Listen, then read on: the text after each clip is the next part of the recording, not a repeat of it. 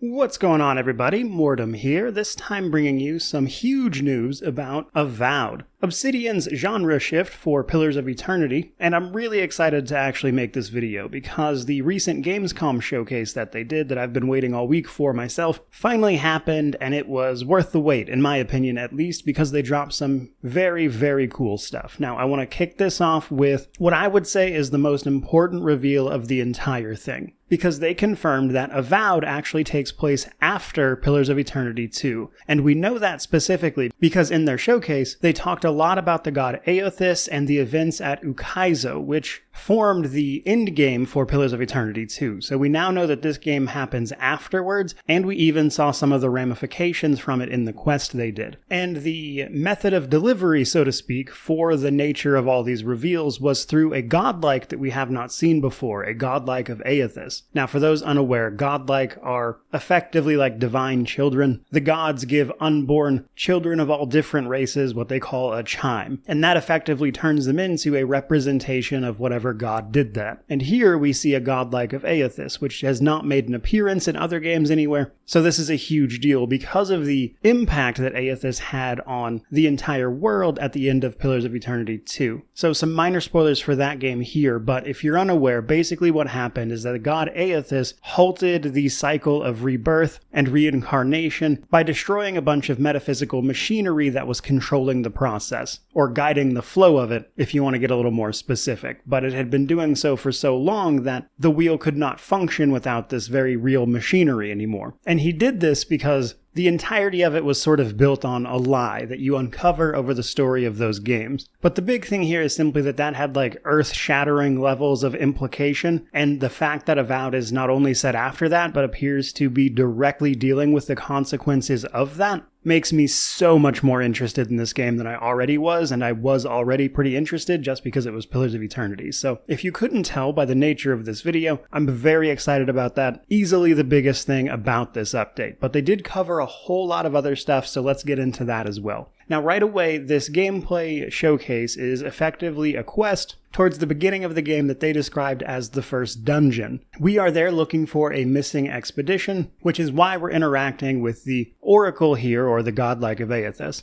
Now, they use this initial conversation to explain some things. For starters, we see that Arcane Scholar tag in dialogue. This is actually one of the 5 available backgrounds for our character. So we know there's going to be backgrounds, and that at the very least they're going to be shaping dialogue decisions, if not outright having an effect on other things like, say, stats. They also wanted to use this to highlight some of their dialogue system, and if you couldn't tell by the intro of this video, PoE here has a very, I would say, in-depth lore. There's a lot to it. I myself actually made a whole lore series for the games because I enjoyed it so much, but even I can admit it's a lot to know. And so their dialogue system aims to tackle that by, rather than dumping a bunch of exposition on you, using a sort of just highlight word system where if you encounter anything you're unfamiliar with, you can highlight it in dialogue and bring up like descriptions and explanations of what things are, so they can share that for the people who need to know what it is without making conversations excessively wordy as a result of having to explain all of that. Now, another thing we see in dialogue was kind of a given, but these are basically attribute-based skill checks based on, of course, things like might or intellect. Those will pop up in conversation and give you different options in addition to your backgrounds as well. Now, from there, as we start moving through the dungeon of this one, they start explaining some of the interactions we can expect along the way. For starters, there will be interactables within the environment, things you can break down with a sword, or later on, they both confirmed the existence of grenades and environmental objects that are affected by them. So regardless of how you build your character, we can throw grenades, which I thought was a nice touch. Now, in regards to some of these environmental interactions, we actually hear the Oracle specifically comment on us interacting with them here, which makes me wonder if that was a scripted moment or if there will be like regular occurrences of things like that happening. Now, while they were getting to some of those objects in the environment, they also explained that they have built a lot of their spaces to be very vertical in nature. They wanted upward movement to be a big thing, so they could make use of their parkour system that they called it, which I thought was interesting interesting, but basically you're going to want to look up a lot to find a lot of this stuff and see what you can and cannot get up to and under perhaps, which honestly I kind of liked because it means they're making full use of the 3D space as opposed to the isometric originals. If you're gonna switch genres, you may as well make the most of it as far as I'm concerned. Now another thing they showed in the environment in particular were, I would say, more or less things that were expected, like little small puzzles where you have to lift up gates and things by interacting with what they referred to as essence generators. Basically, you charge these generators in some fashion with like electricity from their example, and they will of course move the environment in some way and allow you to pass. Just basically small little puzzles that you can sort out. But that's not all. With this being a full gameplay showcase, we got a good look at the UI and things like attributes, the inventory, some more on the skill trees in particular. So on the attribute side of things, pretty much what you see is what you get, but it does confirm that this is a big RPG alongside what they showed in combat as well. Now I mention that specifically because while this is an RPG in first or third person, it's still going to have a lot of stats and numbers behind the combat, and as a result, it's not exactly going to be a visceral combat simulator, but you can see that they're trying to make the most of it. Now what I really wanted to talk about here was they look at the ability trees. So we got some looks at the wizard one in particular because that's what they were playing, and they showed off some examples of abilities and how they've weaved them into the tree. So as we already know from previous reveals, they are taking all of the classes from Pillars of Eternity and kind of rolling them into more streamlined roles, frankly. So while there won't be as many classes to choose from, it does look from this skill tree alone, however, like they're trying to pull a lot of that stuff in as much as they can. And they gave a few examples of specific abilities for this showcase that they were using, including an interaction with a passive ability called Blood Magic that allows you to siphon your own health to fuel your spells if you're out of your spell resource. But they had that in combination with a spell that also gave them life back. So it was siphoning health from the enemies to recharge your own. And they kind of explained how that would work as a combo. And then they showed like basic shield spells and whatnot. And we got a look at a lot of animations in combat for those abilities at the same time, which I think was pretty promising overall.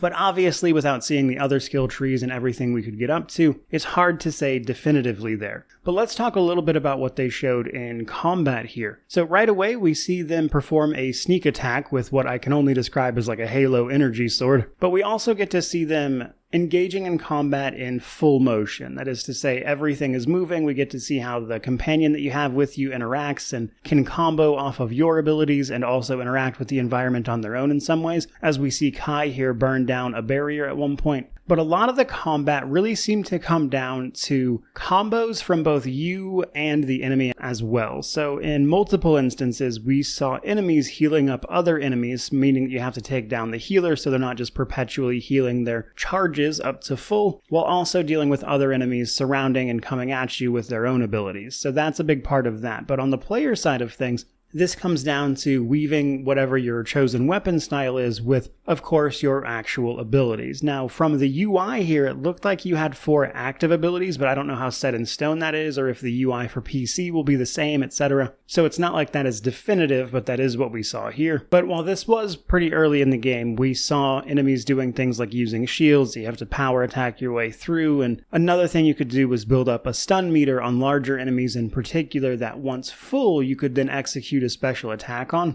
And that was in addition to you activating skills and abilities from Kai specifically and kind of giving him some basic orders in combat as well. And it looked decent enough for an RPG. What I will say combat-wise is that I can tell that they are at least trying to capture the spirit of Pillars of Eternity with the combat system, which I can certainly appreciate the effort on. But I think that is just about going to do it for this particular video and the showcase of the dungeon they put together. A lot of really exciting reveals for me at least, and I was excited to share those with you, the viewer, and hopefully you enjoyed it. Now that said, if you're unaware, Avowed was fairly recently pushed back to February 18th in 2025, which is its official release date. So it's still a little ways off, but the more I see of this game and the more I can tell that they are reacting to feedback and stuff from their prior showings, the more excited I get for it. And with the lore reveals about it following Pillars of Eternity 2, I'm even more pumped about this. Easily one of my most anticipated games at this point, so expect me to cover it a ton, both now and after its release. But that is going to do it for today. I certainly hope you enjoyed this video. If you did, don't forget to like, comment, subscribe, all that YouTube jazz. But regardless of any of that, truly, just thank you so much for watching. I really do appreciate it. May you wander in wisdom and have an amazing day.